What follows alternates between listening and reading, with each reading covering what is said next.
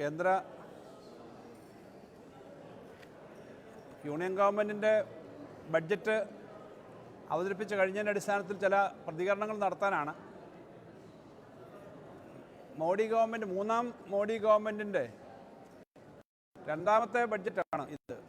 വാസ്തവത്തിൽ ആ ബഡ്ജറ്റ് വരുമ്പോഴേക്കും അവരുടെ നേരത്തെയുള്ള സ്വഭാവം വലിയ മാറ്റം വന്നിട്ടില്ല എന്ന് കാണിക്കുന്നതാണ് സാമ്പത്തിക കാര്യങ്ങളിൽ. എല്ലാ സംസ്ഥാനങ്ങളോടുമുള്ള സമീപനം തുല്യ നിലയിൽ തന്നെ ആ സമീപനം സ്വീകരിക്കാൻ വേണ്ടി തയ്യാറാവുന്നില്ല. ഏറ്റവും രാഷ്ട്രീയങ്ങൾക്ക് താല്പര്യമുള്ള സ്ഥലങ്ങളിൽ കൂടുതൽ കാര്യങ്ങൾ ചെയ്യുക, അല്ലാത്ത സ്ഥലങ്ങളിൽ കാര്യങ്ങൾ ചെയ്യുന്നില്ല എന്നാണ് ഇതിന്ന് കാണുന്നത്.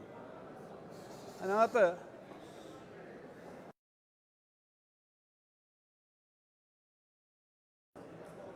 അതൊന്ന് മേളിൽ പോയി പറഞ്ഞാൽ മതി.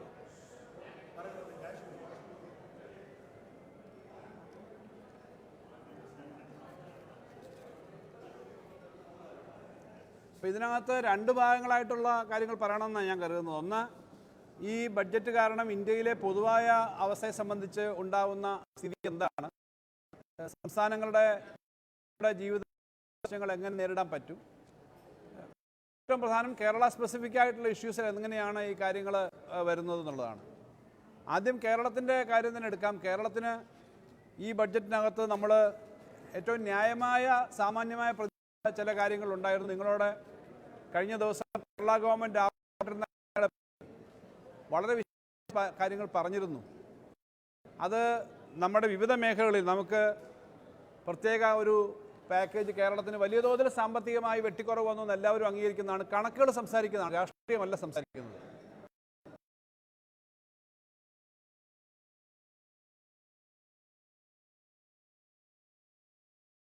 ആകെ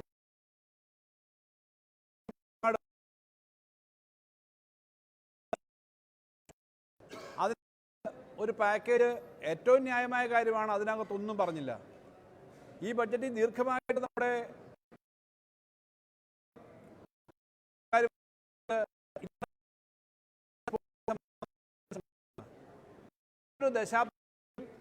അല്ലെങ്കിൽ 2 ദശാബ്ദത്തിനിടയിൽ ഇന്ത്യയിലുണ്ടായ ഏറ്റവും മേജറായ എക്സ്പോർട്ട് പ്രൊമോഷൻ സ്കീമാണ് വിഴിഞ്ഞം. ആ വിഴിഞ്ഞത്തെ പറ്റി ഒരു കാര്യം പറഞ്ഞിട്ടില്ല. കാരണം എക്സ്പോർട്ടിനെ പറ്റി പറഞ്ഞിട്ടില്ല. ഇതിനൊരു മേജർ സ്ഥാപനമൊന്നുമേ കേരളത്തിൽ വന്നിട്ടില്ല. ഏറ്റവും ന്യായമായി അനുവദിക്കേണ്ട സ്ഥാപനങ്ങളൊന്നും വന്നിട്ടില്ല. 5 പുതിയ കോഴ്സ് തുടങ്ങുന്നതിനകത്ത് എന്തോ ഒരു കാര്യം വരുന്നത്. ഇങ്ങനെ പൊതുവിൽ കേരളത്തിനോട് ഈ ബഡ്ജറ്റിൽ കാണിച്ചിരിക്കുന്ന സമീപനം അങ്ങേറ്റം നിരാശാജനകമാണെന്ന് പ്രാഥമികമായിട്ട് ഡൽഹിയിലെ എംപിമാരെല്ലാം പറയുകയുണ്ടായി. പത്രപ്രവർത്തകരുടെ അഭിപ്രായങ്ങൾ വന്നു. ഒരു കാര്യം ഞാൻ ഈ പറയുമ്പോൾ എപ്പോഴും ഞാൻ കഴിഞ്ഞ 4 വർഷമായിട്ട് ഞാൻ ചുമതല ഏറ്റെടുത്തതിന് ശേഷവും അതിനു മുമ്പും കേരളത്തിലെ പൊതു ധനകാര്യ സ്ഥിതിയെപ്പറ്റി ഇവിടെ ബന്ധപ്പെട്ടവർ പറയുന്നുണ്ട്. ധനകാര്യമന്ത്രി എന്നതിൽ ഞാൻ പറഞ്ഞ കാര്യങ്ങൾ ശരിയാണെന്ന് ബോധ്യപ്പെടുത്തുന്നതിന് വേണ്ടി ഒരു കാര്യം പറയുകയാണ്. ബഡ്ജറ്റ് അറ്റ് എ ഗ്ലാൻസ് ഇന്ന് പ്രസിദ്ധീകരിച്ച ബഡ്ജറ്റ് അറ്റ് എ ഗ്ലാൻസാണിത്. ഇതിൻ്റെ 2ാമത്തെ പേജിൽ ഈ വർഷം അടുത്ത് വരുന്ന 25-26 ധനകാര്യ വർഷം 25,01,284 കോടി രൂപയാണ് ഇന്ത്യയിലെ സംസ്ഥാനങ്ങൾക്കായിട്ട് കൊടുക്കുന്നത്. എന്ന് വെച്ചാൽ പിന്നെ ആ തുകയുടെ ആകെ തുക. അതിനകത്ത് കേരളത്തിന് കിട്ടുന്നത് എത്രയാണെന്ന് നിങ്ങൾ നോക്കിയാൽ മതി. ഈ വർഷം അതിനകത്ത് വർധന എന്ന് ബഡ്ജറ്റിൽ ശ്രീമതി നിർമ്മലാ സീതാരാമൻ്റെ ബഡ്ജറ്റിൽ പറഞ്ഞത് 4,91,000 കോടിയിലധികം ഇൻക്രീസ് വരുന്നുണ്ട്, 25 ലക്ഷം. അപ്പോൾ കഴിഞ്ഞ വർഷം അത് ഈ 25 ലക്ഷത്തിന് എന്ന് പറഞ്ഞാൽ 20 ലക്ഷത്തോളമായിരുന്നു. കഴിഞ്ഞ വർഷം 20 ലക്ഷത്തോളം വരുമ്പം നമ്മുടെ ഒരു പോപ്പുലേഷൻ്റെ ഒരു കണക്കെടുത്ത് നോക്കിയാൽ സിമ്പിളായ കണക്കനുസരിച്ച് നമുക്ക് 73,000 കോടിയോളം കിട്ടേണ്ടതാണ്. ഞാനിത് പറയുന്നത് ബഡ്ജറ്റ് ഡോക്യുമെൻ്റാണ്. 73,000 കോടി കിട്ടേണ്ടതാണ്. പക്ഷേ നമുക്ക് കഴിഞ്ഞ വർഷം എല്ലാം കൂടി കിട്ടിയത്, സംസ്ഥാനങ്ങൾ കൊടുക്കുന്ന തുകയിൽ നമുക്ക് കൂടി കിട്ടിയത് 3,000 കോടിയില്ല, 32,000 ചില്ലാനും കോടി രൂപയാണ്. ഈ വർഷം 14,258 കോടി വർദ്ധിച്ചു സംസ്ഥാനങ്ങൾ കൊടുക്കുന്നത്. സ്വാഭാവികമായിട്ടും നമുക്കതിൻ്റെ പെർസെൻറ്റേജ് വരുവാണെങ്കിൽ ഈ വർഷം വർദ്ധിച്ച 5 ലക്ഷം കോടിയാണ്. അതിൻ്റെ നമ്മുടെ ജനസംഖ്യാനുപാതികമായ ഒരു പെർസെൻറ്റേജ് വരുവാണെങ്കിൽ 14,258 കോടി രൂപ അധികം വരണം. ഇതും ബഡ്ജറ്റിൽ നിന്നുള്ള കണക്കെടുത്ത് ഞാൻ കാൽക്കുലേറ്റ് ചെയ്ത് പറയുന്നത്. ഹാർഡ്ലി 4,000 3,000 കോടി തന്നെ വരുമെന്ന് സംശയമാണ്. ബഡ്ജറ്റ് കണക്കനുസരിച്ച് ഞാൻ പറയുന്നതാണ്. അപ്പോൾ ഇത്രയും ഈ 14,000 ചില്ലാനം കോടി ഈ അടുത്ത സാമ്പത്തിക വർഷത്തേക്ക് വർദ്ധിക്കുമ്പോൾ ഈ ഡിസ്പ്രൊപ്പോർഷനേറ്റ് ആയിട്ടുള്ള വരുമാനം എങ്ങനെ വരുന്നത്? കുറച്ച് വരാം, നമ്മൾ എല്ലാം തുല്യമാവണമെന്ന് പറയുന്നില്ല. പക്ഷേ ആ വീതം വെപ്പിനകത്ത് തന്നെ വല്ലാത്ത വ്യത്യസ്തതകളുണ്ടെന്ന് കണക്ക് കാണിക്കുന്നതാണ് ഇവരുടെ കണക്ക്. അതിൻ്റെ തുടർച്ചയായിട്ട് വേണം കേരളത്തിന് കിട്ടേണ്ട കാര്യങ്ങളെപ്പറ്റി നമ്മൾ പറഞ്ഞത്. കേരളത്തിന് ലഭിക്കേണ്ട കാര്യങ്ങൾ കേരളത്തിൻ്റേതായ മാത്രമുള്ള വലിയ വാദമൊന്നും ഉന്നയിക്കുന്ന, പ്രാദേശികവാദം ഉന്നയിക്കുന്ന ഒരു സംസ്ഥാനമല്ല ഇവിടുത്തെ ജനം. അങ്ങനൊന്നും ചിന്തിക്കുന്നവരല്ല. ഇപ്പോൾ ബീഹാർ എന്ന് പറഞ്ഞ് വലിയ തോതിൽ ഇപ്പോൾ വാർത്ത വരുന്നുണ്ട്, തെരഞ്ഞെടുപ്പ് വരുന്നുണ്ട്, ഡൽഹി തെരഞ്ഞെടുപ്പ് വരുന്നുണ്ട്. അതിനൊക്കെ ചില പൊളിറ്റിക്കലായ തീരുമാനങ്ങൾ ഉണ്ടായേക്കാം. പക്ഷേ അതെല്ലാം ചെയ്യുമ്പോൾ വയനാട് പോലൊരു സംഭവത്തിന് ഒരു പ്രത്യേക പരിഗണന, വിഴിഞ്ഞം പോലൊരു ഇന്ത്യക്ക് ആകെയുള്ള പ്രൊജക്റ്റിനൊരു പ്രത്യേകമായ ഒരു പരിഗണന, പൊതുവിൽ സാമ്പത്തിക കാര്യങ്ങളിൽ ചെയ്യേണ്ട കാര്യങ്ങൾ അതിനെപ്പറ്റി ഒന്നും പറഞ്ഞിട്ടില്ല എന്നുള്ളത് അങ്ങേയറ്റം ദുഃഖകരമാണ്, പ്രതിഷേധകരമാണ്. അത് അവരത് കാര്യത്തിനകത്ത് തിരുത്തലുണ്ടാക്കും എന്നാണ് ഞങ്ങൾ പ്രതീക്ഷിക്കുന്നത്. ഇത് പൊതുവായ സ്ഥിതിയും കേരളത്തെ സംബന്ധിച്ചാണെങ്കിൽ ഈ ബഡ്ജറ്റ് പൊതുവിലുള്ള ഒരു സമീപനം നോക്കുമ്പോൾ വാസ്തവത്തിൽ കേരളത്തോട് അവരെടുക്കേണ്ട സമീപനം കുറേയേറെ കാര്യങ്ങളിൽ വിശദമായ കണക്കുകളുണ്ട്. കേരളത്തെപ്പറ്റി ഏത് റിപ്പോർട്ട് പറയുമ്പോഴും നല്ല കാര്യങ്ങളല്ലാതെ പറയാൻ പറ്റുന്നില്ല. ഇന്നലെ എക്കണോമിക് സർവേ കുറച്ച് കാര്യങ്ങൾ പറഞ്ഞിട്ടുണ്ടല്ലോ. ഇന്ത്യയിലെ ഏറ്റവും നല്ല സുസ്ഥിര വികസനത്തെ സംബന്ധിച്ചും മാലിന്യ നിർമ്മാർജ്ജനത്തെ, ഭൂവിനിയോഗത്തെ സംബന്ധിച്ചുള്ള ഇന്നലത്തെ എക്കണോമിക് സർവേ ഞങ്ങളുടെ ഒന്നും അല്ല, എല്ലാവരുടെയും ആണ്. ഈ കാര്യങ്ങളെല്ലാം പറഞ്ഞിട്ടുണ്ട്.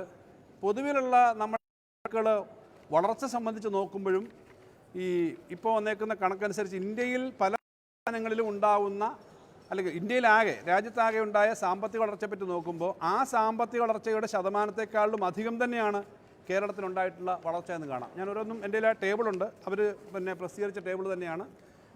നമുക്ക് table 2 sectoral growth rates at current prices in India and Kerala, നമ്മൾ ഒരു കമ്പാരിസൺ എടുത്താൽ അതിനകത്ത് ഇന്ത്യയിൽ പല മേഖലയിലും സാമ്പത്തിക വളർച്ചയെ സംബന്ധിച്ച് വിചാരിച്ചത്ര മുന്നോട്ട് വരുന്നില്ല, ഒരു നിശ്ചലാവസ്ഥയുണ്ടെങ്കിൽ കേരളത്തിനകത്ത് അതിനേക്കാളും മോശമായിട്ടില്ല, അല്പം മെച്ചമാണ് പെർസെൻറ്റേജ് എന്ന നിലയിൽ തന്നെയാണ് നമ്മുടെ ഒരു അവസ്ഥ കിടക്കുന്നത്. അത് ഓരോ സെക്ടർ അനുസരിച്ച് അഗ്രികൾച്ചർ ആൻഡ് അലൈഡ് സെക്ടർ, വ്യവസായം, സർവീസസ്, അങ്ങനെ ഗ്രോസ് വാല്യൂ ആഡഡ് ആയിട്ട് നോക്കുമ്പോൾ 8.5% 14 നിന്ന് 8.5% ഗ്രോത്ത് താന്നപ്പോൾ നമ്മൾ അവിടെ 12% നിൽക്കുന്നു. ഇങ്ങനെ കണക്കുകളുണ്ട്, ഞാൻ അതിൻ്റെ കണക്ക്. അപ്പോൾ നമ്മൾ നീതി ആയോഗിൻ്റെ കണക്കനുസരിച്ച്, എക്കണോമിക് സർവേയുടെ കണക്ക്, പൊതു കാര്യങ്ങളിലെല്ലാം നമുക്ക് അത്തരം കാര്യങ്ങളിലുള്ള കാര്യം അനുകൂലമായ കാര്യമുണ്ട്, അതനുസരിച്ചിട്ടുള്ള ബെനിഫിറ്റ് വരുന്നില്ല എന്നുള്ളതാണ്. പിന്നെ ഡെവലപ്മെൻറ്റിൻ്റെ കാര്യത്തിനകത്ത് പലപ്പോഴും നമ്മൾ നേരിടുന്നൊരു പ്രശ്നം, ഇപ്രാവശ്യം വന്നേക്കുന്ന 2 കാര്യങ്ങൾ ഞാൻ പറയാം. കേരളത്തിൻ്റെ പദ്ധതികളെടുത്ത് കേന്ദ്രം ഇപ്പോൾ നടപ്പിലാക്കുന്നുള്ളൂ, വളരെ സന്തോഷമുള്ള കാര്യമാണ്. നമ്മുടെ മുമ്പേ നടക്കുന്ന ഒരു സംസ്ഥാനമാണ്. ഇപ്പോൾ ടിങ്കറിംഗ് ലാബ് നിങ്ങൾ ശ്രദ്ധിച്ചു കാണും, ആ ബഡ്ജറ്റ് സ്പീച്ച് നിങ്ങളും ഞാനും കേട്ടതാണ്. ടിങ്കറിംഗ് ലാബ് അല്ല പരമാവധി 2000 സ്കൂളിലോ മറ്റോ ടിങ്കറിംഗ് ലാബ് നടപ്പിലാക്കുമെന്ന് പറഞ്ഞു. കാരണം കുട്ടികളെ ഗവേഷണ സ്വഭാവത്തിലേക്ക് കൊണ്ടുവരാനാണ്. കേരളത്തിൽ ഈ ടിങ്കറിംഗ് ലാബ് നേരത്തെ അതിൽ കൂടുതൽ സ്കൂളിൽ നടപ്പിലാക്കി കഴിഞ്ഞു. എല്ലാ സ്കൂളുകളിലും, ഹയർ സെക്കൻഡറി സ്കൂളുകളിൽ ഇൻ്റർനെറ്റ് കണക്ടിവിറ്റി കൊണ്ടുവരാൻ, ബ്രോഡ് കണക്ടിവിറ്റി കൊണ്ടുവരുന്നൊരു പ്രഖ്യാപനമുണ്ട്. നമ്മുടെ സ്കൂളിൽ, നമ്മുടെ നാട്ടിലെ ഹയർ സെക്കൻഡറി അല്ല പ്രൈമറി സ്കൂളുകളുടെ അടക്കം വന്നു കഴിഞ്ഞു. നമ്മുടെ ഒരു അഭിമാനമാണ്, കേരളത്തിൻ്റെ ഒരു സ്ഥിതിയാണ്. പക്ഷേ ഇനി എന്താ സംഭവിക്കുന്നത്? ഇതിന് പണം അനുവദിക്കും, കേരളത്തിന് ആ പണം വേണ്ട. ഇതിനവർ 10, 10,000, 5,000 കോടി അനുവദിക്കും. കേരളത്തിന് കിട്ടേണ്ടത് അതിനകത്ത് 10, 500 കോടി കിട്ടണമെങ്കിൽ, 250 കോടി കിട്ടണമെങ്കിൽ കേരളം ഇതിന് എലിജിബിൾ അല്ല. കാരണം Keralam is already having that facility, so we are not paying. അപ്പോൾ കേരളം കൊണ്ടുവരുന്ന ഇത്തരം ഡെവലപ്മെൻറ്റ്, ആദ്യം കൊണ്ടുവന്ന ഡെവലപ്മെൻറ്റ്, അതാണ് നമ്മളെപ്പോഴും പറഞ്ഞത്, സെക്കൻഡ് ജനറേഷൻ ഇഷ്യൂസ് അല്ല, ഇപ്പോൾ തേർഡ് ജനറേഷൻ എന്ന് വേണമെങ്കിൽ പറയാവുന്ന തരത്തിലേക്കുള്ള ഇഷ്യൂസാണ്. അതിനെ അഡ്രസ്സ് ചെയ്യാനുള്ള കാര്യം വരുന്നില്ല. കഴിഞ്ഞ തവണ നമ്മൾ നടപ്പിലാക്കിയ ഈ സ്റ്റാർട്ടപ്പ് ബന്ധപ്പെട്ടുള്ള കുറേ കാര്യം കഴിഞ്ഞ പ്രാവശ്യം അവർ നടപ്പിലാക്കിയിരുന്നു. അതിനകത്ത് 2 കോടി വരെയുള്ള ഇൻട്രസ്റ്റ് കുറഞ്ഞ ലോണുകൾ, മറ്റ് അപ്രന്റീസ്ഷിപ്പ് കുറഞ്ഞ കുറേ കാര്യങ്ങൾ അവർ നടപ്പിലാക്കിയിരുന്നു. അപ്പോൾ ഇപ്പോഴും ഈ കാര്യങ്ങൾ വരുമ്പോൾ അതുകൊണ്ട് നമുക്കതിൻ്റെ ഒരു വലിയ ബെനിഫിറ്റ് വരുന്നില്ല എന്നുള്ള പ്രശ്നമുണ്ട്. അതുകൊണ്ട് കേരളത്തിന് ഇപ്പം നമുക്ക് തരാത്ത പണത്തിന് മാത്രമല്ല, നമ്മൾ ടിങ്കറിംഗ് ലാബും ഡെവലപ്മെൻറ്റിന് വേണ്ടിയിട്ടുള്ള കാര്യങ്ങൾ പ്രത്യേകം, അത് നമ്മൾ ചെയ്തു എന്നുള്ളത് കൊണ്ട് നമുക്കത് ഡിനൈ ചെയ്യുന്ന അവസ്ഥയിലേക്ക് കാര്യങ്ങൾ വരുന്നുണ്ട് എന്നുള്ളതാണ്. അതുകൊണ്ടാണ് ഞാൻ നേരത്തെ പറഞ്ഞ നമുക്കൊരു 72,000 കോടി തരേണ്ടടുത്ത് 32,000 കോടിയേ തരുന്നുള്ളൂ എന്ന് പറയുന്ന കണക്കിലേക്ക് വരുന്നത് ഈ തരത്തിൽ കിട്ടാത്തത് കൊണ്ടാണ്. അടുത്തത് ഈ ബഡ്ജറ്റിൻ്റെ പൊതു സ്വഭാവത്തിൽ നോക്കുമ്പോൾ സത്യത്തിൽ ഇതിനകത്ത് ചില മേഖലകളിൽ ഇപ്പോൾ ഞാൻ നേരത്തെ പറഞ്ഞു പിന്നെ വർധനയെ സംബന്ധിച്ച് ഗവൺമെൻറ് പറഞ്ഞിട്ടുണ്ട്. ആ വർധന ബഡ്ജറ്റിൻ്റെ പൊതുവർധന നോക്കുമ്പോൾ ചില മേഖലകളിൽ പണം വെച്ചിരിക്കുന്നത് കുറയാണ്. ഒരു 3.5 ലക്ഷം കോടി വർധനയുണ്ട് ബഡ്ജറ്റ്. 3.5 ലക്ഷം കോടി രൂപയുടെ ഏകദേശം 50 ലക്ഷം കോടിയിലധികം രൂപയാണ് ഈ വർഷത്തെ വാർഷിക ബഡ്ജറ്റ് കേന്ദ്ര ഗവൺമെൻറ്. അതിനകത്ത്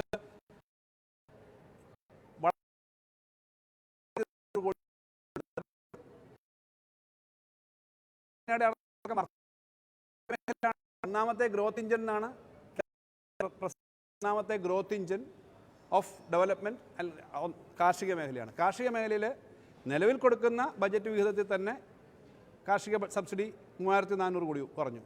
അത് ഫ്യൂവൽ സബ്സിഡി കുറഞ്ഞിട്ടുണ്ട്, ഫുഡ് സബ്സിഡി കുറഞ്ഞിട്ടുണ്ട്, വളത്തിനുള്ള ഫെർട്ടിലൈസർ സബ്സിഡി കുറഞ്ഞിട്ടുണ്ട്.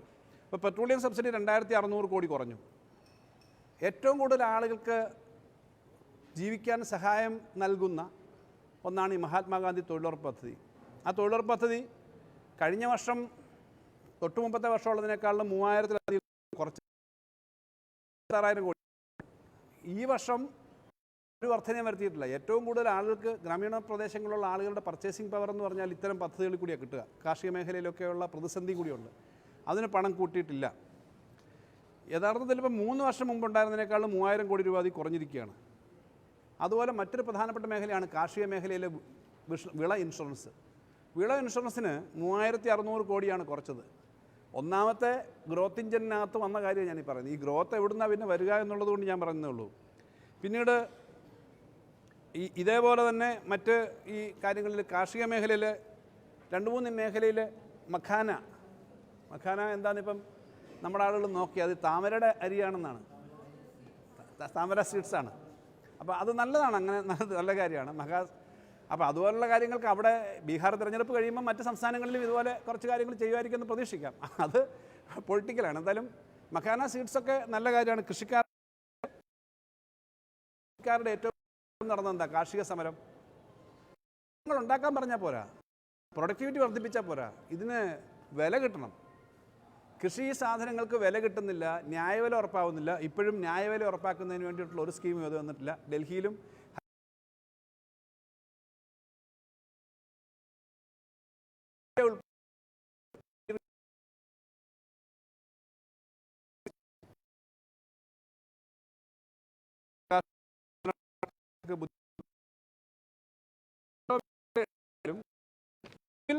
ബഡ്ജറ്റ് നിക്ഷേപം വരുന്നില്ല. ഈ ഇൻഷുറൻസിൻ്റെ കാര്യത്തിനകത്ത് 100% FDI അനുവദിച്ചു. അതെങ്ങനെ ഏറ്റവും മേഖലയാണ് ഇൻഷുറൻസ് മേഖല, അങ്ങനെ അറിയേണ്ടത്. പിന്നീട് കയറ്റുമതി ഇന്ത്യൻ അഗ്രികൾച്ചർ മറ്റൊരു പറഞ്ഞേക്കുന്നത് എക്സ്പോർട്ടാണ്. പക്ഷേ കയറ്റുമതി കഴിഞ്ഞ വർഷം ഇപ്പോഴത്തെ കറണ്ട് വർഷം ഇപ്പോൾ 1.6% വർദ്ധിച്ചിട്ടുള്ളൂ. ഇറക്കുമതി 5.2% വർദ്ധിക്കുകയും ചെയ്തു. കയറ്റുമതി വർദ്ധിക്കുന്നതിനനുസരിച്ചുള്ള കാര്യങ്ങൾ അതിനകത്ത് ഒന്നും ചെയ്യുന്നില്ല. ഓരോ മേഖല എടുത്താലും അത് കാണാം. പിന്നീട് മറ്റൊന്ന് ഇൻകം ടാക്സ് ആണ്. എല്ലാവർക്കും സന്തോഷം തോന്നുന്ന ഒരു സ്റ്റേറ്റ്മെൻറ്റാണ് ഇൻകം ടാക്സിൻ്റെ കാര്യത്തിൽ. 12 ലക്ഷം അല്ല, അതിൽ താഴെ 5 ലക്ഷം കിട്ടാത്തവർക്കും സന്തോഷമാണ്. കാരണം 12 ലക്ഷം കിട്ടുമ്പോൾ നമുക്ക് കുറച്ച് കിട്ടുമല്ലോ എന്നാണ്. അങ്ങനെയാണല്ലേ ഈ മഹാഭൂരിപക്ഷം ആളുകൾക്ക് ഇതിനകത്ത് കൊട്ടിഘോഷിക്കുന്ന ഈ 12 ലക്ഷത്തിൻ്റെ കഥയിലൊന്നും വരുന്നവരല്ല. എന്നാൽ ഈ 12 ലക്ഷത്തിൻ്റെ കഥ എന്താ? 12 ലക്ഷത്തിൻ്റെ കഥയിൽ ടാക്സ് റേറ്റിൻ്റെ ആ ലിസ്റ്റൊന്നും നിങ്ങൾ നോക്കിയാൽ അറിയാം. ഇൻകം ടാക്സ് സ്ലാബുകളിൽ അതിൻ്റെ റേറ്റുകളിൽ വലിയ വ്യത്യാസം വന്നിട്ടില്ല. എന്ന് പറഞ്ഞാൽ 12,10,000 രൂപ കിട്ടുന്ന ആൾക്ക് പഴയ റേറ്റ് തന്നെയാണ്. അതിനകത്ത് താഴത്തെ അപ്പം ഈ വരെ അത് താഴെയുള്ള കുറച്ച് ആളുകൾക്ക് ബെനിഫിറ്റ് വരുമെങ്കിലും ഈ പറഞ്ഞ തരത്തിലേക്ക് ബെനിഫിറ്റ് വരത്തില്ല. അതായത് ഇതിനകത്തൊരു ഇൻകം ടാക്സിൻ്റെ അത് റിബേറ്റ് മാത്രമാണ് കൊടുത്തേക്കുന്നത്. സ്ലാബ് അതുപോലെ നിലനിർത്തിയിട്ടുണ്ടെന്നുള്ള കാര്യം ഒരു ഇൻഫർമേഷന് വേണ്ടി ഞാൻ പറഞ്ഞതേ ഉള്ളൂ. കാരണം ഇതിൻ്റെ ലിസ്റ്റ് എടുത്ത് നോക്കുമ്പോൾ കാണുന്നതാണ്. അപ്പോൾ ചുരുക്കത്തിൽ ഈ വലിയ മിഡിൽ ക്ലാസ്സിനെ സ്വാധീനിക്കാനെന്നെല്ലാം പറഞ്ഞ് കാര്യങ്ങൾ ചെയ്യുമ്പോൾ പൊതുവിൽ ഇന്ത്യയുടെ എക്കണോമിയിൽ ഏറ്റവും പ്രധാനപ്പെട്ട പ്രശ്നം കഴിഞ്ഞ ദിവസങ്ങളിൽ ഇക്കണോമിസ്റ്റുകളും മറ്റ് സാമൂഹ്യ പ്രവർത്തകരും എല്ലാം പറഞ്ഞ കാര്യം പബ്ലിക് സ്പെൻഡിങ് കൂട്ടണം, ക്യാപിറ്റൽ എക്സ്പെൻഡിച്ചർ കൂട്ടണം, കൂടുതൽ മൂലധനം വന്നിട്ട് കൂടുതൽ തൊഴിലവസരം ഉണ്ടാവണം. പ്രത്യേകിച്ചും പുതിയ സാഹചര്യം വളരെ ഗൗരവത്തോടു കൂടി കാണേണ്ടതാണ്. വളരെ ഫാസ്റ്റായിട്ടാണ് ലോകം മാറുന്നത്. ട്രംപും അതുപോലുള്ള ഭരണാധികാരികളൊക്കെ വന്നപ്പോൾ ഇപ്പോൾ വളരെ ബ്ലൈൻഡായിട്ട് ഇന്ത്യ അടക്കമുള്ള രാജ്യങ്ങളോട് എടുക്കുന്ന സമീപനമുണ്ട്. ഞാൻ പറഞ്ഞ കേട്ടോണം, അല്ലെങ്കിൽ 100% ഞങ്ങൾ ടാക്സ് ഏർപ്പെടുത്തും. കൊളംബിയയിൽ ഒരു ടാക്സ് ഭാഗമായിട്ടുള്ള വാർത്തകൾ കഴിഞ്ഞ ദിവസം വന്നിരുന്നു. അപ്പോൾ പല രാജ്യങ്ങളോടും അങ്ങനെ സമീപനം എടുക്കുക. അപ്പോൾ അതിനർത്ഥം എന്താ? നമ്മുടെ നാട്ടിലെ എക്കണോമി സ്വന്തം കാലം നിൽക്കാവുന്ന തരത്തിലേക്കുള്ള അടിസ്ഥാനപരമായ ഉൽപ്പാദനം വർദ്ധിപ്പിക്കണം. കാർഷിക മേഖലയിലും വ്യവസായ മേഖലയിലും സർവീസ് സെക്ടറിലുമൊക്കെ നമുക്ക് വർദ്ധിപ്പിക്കണം. പ്രത്യേകിച്ചും അടിസ്ഥാന മേഖലയിൽ നല്ലതുപോലെ ഉൽപ്പാദനം വർദ്ധിപ്പിച്ചേ കഴിയൂ. പുതിയ സാങ്കേതികവിദ്യ വരുന്നു, AI-യുടെയും ഡീപ് സീക്കിൻ്റെയും ഒക്കെ കാര്യങ്ങൾ വരുന്നു. അതൊക്കെ നമ്മൾ ആ മേഖലയിൽ പുതിയ കാര്യങ്ങൾ ഇൻവെസ്റ്റ്മെൻറ്റ് വേണം. അതേസമയം മാനുഫാക്ചറിങ്ങിന് കാര്യത്തിൽ കൂടുതൽ ഇൻവെസ്റ്റ്മെൻറ്റ് വേണം. നമ്മുടെ ആളുകളെ ഇവിടെ നിർത്താനുള്ള സൗകര്യം വേണം. അവിടെയാണ് എല്ലാവരും, നമ്മൾ മാത്രമല്ല, പാർലമെൻറ്റിൽ മിക്കവാറും MP-മാർ അവിടെ ഇരുന്നിട്ട് പറയുന്നുണ്ടായിരുന്നു, ഇത് ഇന്ത്യയെ മുഴുവൻ ഒരുമിച്ച് കണ്ട് നോക്കി ഒരു സമീപനം എടുക്കുന്നതല്ല.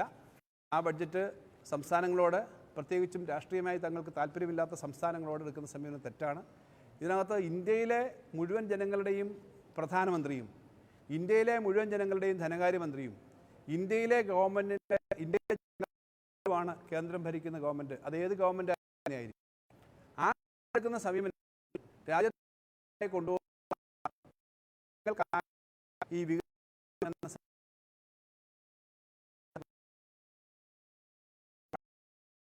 അടുത്ത ദിവസങ്ങളിൽ കൂടുതൽ വിശദാംശങ്ങൾ വരും. പ്രാഥമികമായിട്ട് കണ്ട കാര്യങ്ങളിൽ നിന്ന് ഇത്രയും കാര്യങ്ങളാണ് പറയാനുള്ളത്.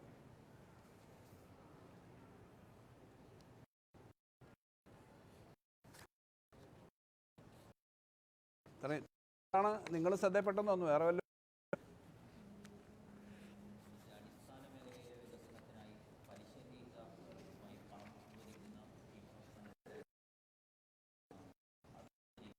കാപ്പക്സ് കഴിഞ്ഞ തവണ ഉണ്ടായിരുന്ന കാപ്പക്സ്, കഴിഞ്ഞ പ്രാവശ്യം ഉണ്ടായിരുന്ന കാപ്പക്സ് ആണ്. അത് തുടരുന്നത് ഗുണം ചെയ്യും. അത് തുടരുന്നത് ഗുണം ചെയ്യുമ്പോൾ തന്നെ നമുക്ക് അർഹമായത് കിട്ടാത്ത തരത്തിലേക്ക് ചില കണ്ടീഷൻസ് കഴിഞ്ഞ പ്രാവശ്യം വെച്ചിരുന്നു നമ്മൾ പറഞ്ഞല്ലോ. അതിന് ബ്രാൻഡിങ്ങിൻ്റെ ചില ഇഷ്യൂസ് നമ്മളെ കഴിഞ്ഞ പ്രാവശ്യമൊക്കെ ബാധിച്ചിരുന്നു. അത് നേരത്തെ പറഞ്ഞതുപോലെയാണ്. നിങ്ങൾക്ക് സ്കൂളുകളിൽ ഇൻ്റർനെറ്റ് കണക്ട് ചെയ്യാൻ വേണ്ടി ഞങ്ങൾ ഒരു സ്കൂളിന് ഇത്ര ലക്ഷം വെച്ച് തരാം. നിങ്ങൾക്ക് സ്കൂളിൽ നമ്മൾ പറയാം, ഞങ്ങൾക്ക് ഓൾറെഡി ബ്രോഡ്ബാൻഡ് ഉണ്ട്, ഞങ്ങൾ നേരത്തെ തന്നെ ചെയ്തു, ഞങ്ങൾക്ക് ബാക്കി ടിങ്കർ ഗ്ലാബ് ഉണ്ട്, അതുകൊണ്ട് ഞങ്ങൾക്ക് കാര്യമായിരിക്കും. അല്പം കൂടി ചില അഡ്വാൻസ് ചെയ്താൽ നമുക്ക് വ്യത്യസ്തമായിട്ടാണെങ്കിൽ ചെയ്യാൻ പറ്റില്ല. ഇത് ഇന്ത്യയിലെ മുഴുവൻ ആളുകൾക്കും ഒരേ യൂണിഫോം തയ്പ്പിച്ച് ഒരേ അളവിന് ഷർട്ടും പാൻറ്റും അവർ കൊടുക്കാം, അല്ലെങ്കിൽ ചുരിദാർ തരാമെന്ന് പറഞ്ഞാൽ പറ്റുമോ? നോർത്ത് ഈസ്റ്റിലുള്ള ആളുടെ സൈസാണോ ഹരിയാനയിലുള്ളത്? ഹരിയാനയിലുള്ള ആളുടെ സൈസാണോ പഞ്ചാബിലുള്ളത്? പഞ്ചാബിലുള്ള സൈസാണോ നമ്മുടെ കേരളത്തിലുള്ളത്? ഞാൻ പറഞ്ഞത് നമുക്ക് യൂണിഫോം എന്ന് പറഞ്ഞാൽ എല്ലാം ഒരേപോലെ ആവുന്ന തരത്തിലേക്ക് ഇക്കണോമിക് ഡെവലപ്മെൻറ്റിൽ പറ്റില്ല, പ്രാക്ടിക്കൽ പോളിസി പറ്റില്ല. മഖാന എന്ന് പറയുന്നത് കേരളത്തിൽ നമുക്ക് അത്രയും പെട്ടെന്ന് പറ്റുന്നതാണോ? യെസ്, അതൊരു നല്ല കൃഷി.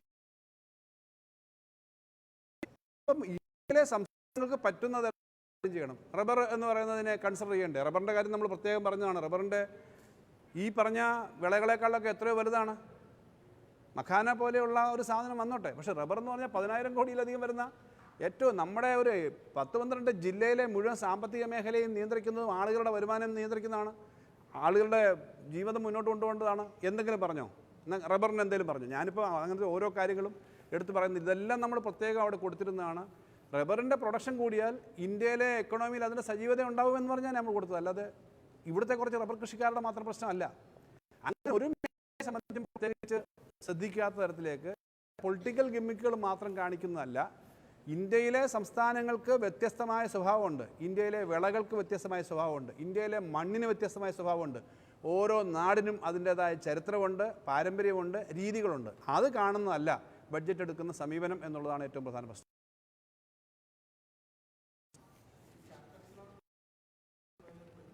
കാപ്പക്സ് ലോൺ ആ കാപ്പക്സ് ലോൺ കിട്ടുവാണെങ്കിൽ വിഴിഞ്ഞമടക്കമുള്ള പദ്ധതികൾക്കൊക്കെ നമുക്ക് ഉപയോഗിക്കാൻ പറ്റും. പക്ഷേ അതിൻ്റെ ഈ അളവ് വന്ന് എല്ലാം പറഞ്ഞ് കണ്ടീഷൻ വെച്ച് വരുമ്പോൾ നമുക്ക് കിട്ടുന്നത് ഈ പറഞ്ഞ 1.5 ലക്ഷം കോടിയിൽ വളരെ തുച്ഛമായി കിട്ടുന്നുള്ളൂ.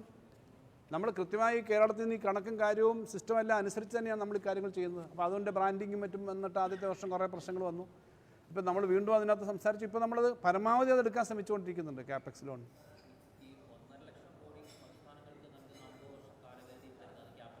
അത് ക്യാപെക്സ്, അത് പിന്നെ ഒരു കൂടുതൽ ഇൻവെസ്റ്റ്മെൻറ്റ് വരാൻ വേണ്ടി അന്ന് ഇൻട്രൊഡ്യൂസ് ചെയ്തൊരു സ്കീമാണ് ക്യാപെക്സ് ആണ്.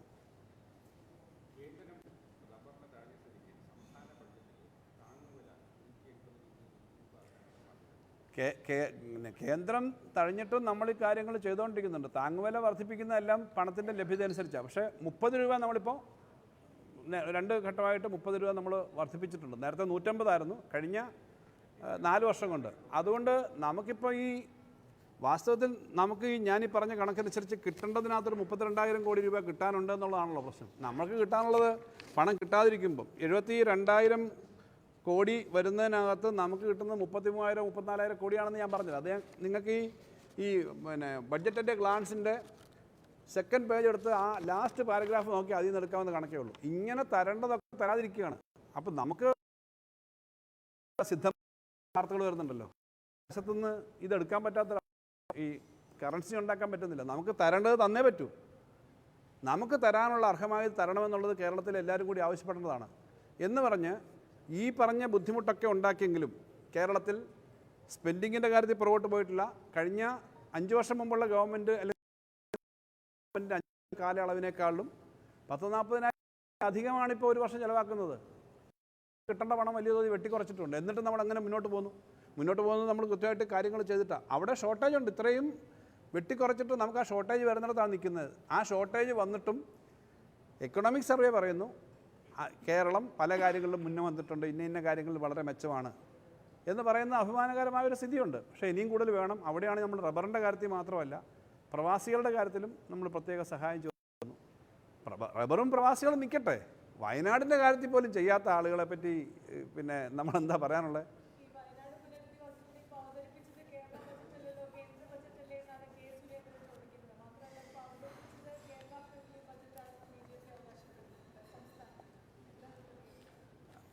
ഇതെല്ലാം കേരള ഫ്രണ്ട്ലി ആണെന്ന് അവർക്ക് തോന്നുന്നത് കേരള BJP ഫ്രണ്ട്ലി എന്നാണ് അവർ ഉദ്ദേശിച്ചത്.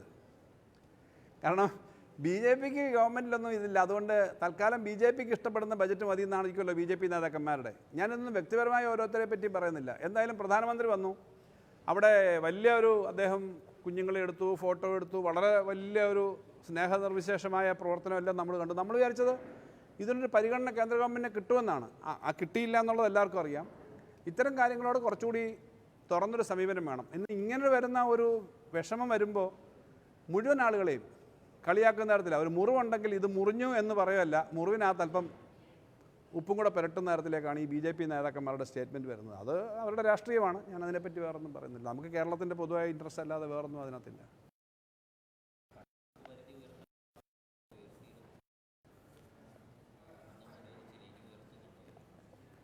ഇപ്പോൾ പിന്നെ ഇനി ഇത് കഴിഞ്ഞ് നോക്കണം അവരെന്താ. നമുക്കിപ്പോൾ ഈ ക്യാപെക്സ് പോലുള്ള സാധനങ്ങളൊക്കെയാണ് ഇതിനകത്ത് പറഞ്ഞേക്കുന്നത്. നേരത്തെ ഉള്ള കടമെടുപ്പ് പരിധിയുടെ ആ ലെവലിൽ തന്നെ നിൽക്കുന്നേ ഉള്ളൂ. ഇപ്പോൾ അത് ഉയർത്തി തന്നിട്ടില്ല.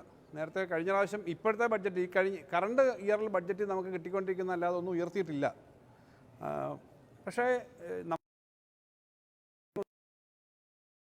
വേണ്ടി നമ്മൾ അഡീഷണൽ വാസ്തവത്തിൽ അവർക്കൊരു സബ്സിഡി ആയിട്ടാണ് NHAIക്ക് നിങ്ങൾ ഉപയോഗിക്കാനായിട്ട് പിന്നെ ഒരു അനുവാദം തരും, ഞങ്ങൾക്ക് അവകാശപ്പെട്ടതാണ് കേരളത്തിന് നമ്മൾ ആവശ്യപ്പെട്ടു.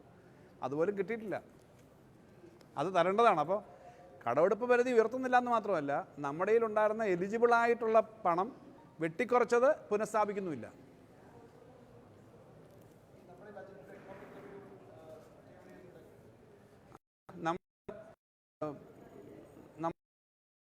നമ്മുടെ നിയമസഭയിൽ ബഡ്ജറ്റ് അന്നാണ് എക്കണോമിക് റിവ്യൂവും ടേബിൾ ചെയ്യുന്നത്. അന്നാണ് വെക്കാൻ പറ്റുന്നത്. കാരണം അതിന് മുമ്പ് സെഷൻ ഇല്ലല്ലോ. സെഷൻ തുടങ്ങുമ്പം അന്നാ വെക്കുക. അത്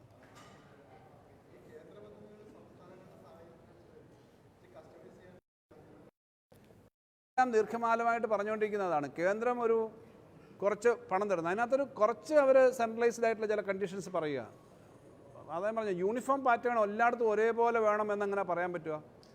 ഇപ്പോൾ ഇന്ത്യയിലെ ആകെയുള്ള സ്കൂളിൽ 20% ഇൻ്റർനെറ്റ് കണക്ഷൻ കൊടുക്കാൻ പോലും ചിലപ്പം ചില സ്റ്റേറ്റുകളിൽ പറ്റും. സ്കൂളിലടക്കം കമ്പ്യൂട്ടറും ഇൻ്റർനെറ്റും ബാക്കി കാര്യങ്ങളും വന്നു കഴിഞ്ഞു. അപ്പം അത് എങ്ങനെയാണ് രണ്ടും ഒരേ പാറ്റേണിൽ കാണാൻ പറ്റുക? ഇതിനാണ് സംസ്ഥാനങ്ങൾക്ക് ആവശ്യമായ തരത്തിലേക്കുള്ള അവകാശങ്ങൾ കൂടി കൊടുക്കണം, പൊതു കണ്ടീഷനകത്ത് നിന്നുകൊണ്ട്. അങ്ങനെ വേണമെന്നാണ് എല്ലാവരും ആവശ്യപ്പെടുന്നത്. അതെന്തുകൊണ്ടോ നടക്കുന്നില്ല. വേറൊരു സ്ഥലത്തും ഇങ്ങനെ എന്തൊക്കെയാണ്. ഇനിയിപ്പം ഉച്ചഭക്ഷണത്തിന് കുട്ടികൾക്ക് കൊടുക്കുന്നതിനകത്ത് 2 ചപ്പാത്തിയും ഒരു ഡാളും ഒരു മഖാനയും കൊടുക്കണം എന്ന് പറയുമോയെന്ന് എനിക്കറിഞ്ഞൂടാ. ഇങ്ങനെയൊന്നും പറയാൻ പാടില്ല. ഇവിടെ ആൾക്ക് ഇഷ്ടം ചോറും മുട്ടക്കറിയും മീൻകറിയാണെങ്കിൽ നിങ്ങളത് കൊടുക്കുക എന്ന തരത്തിലൊരു ഫ്ലെക്സിബിലിറ്റി വേണം എന്നുള്ളതാണ് പ്രശ്നം.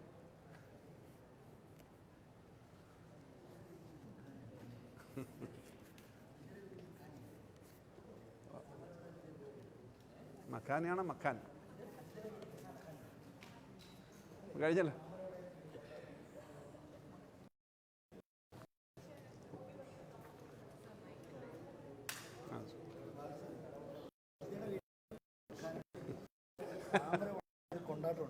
ആണോ?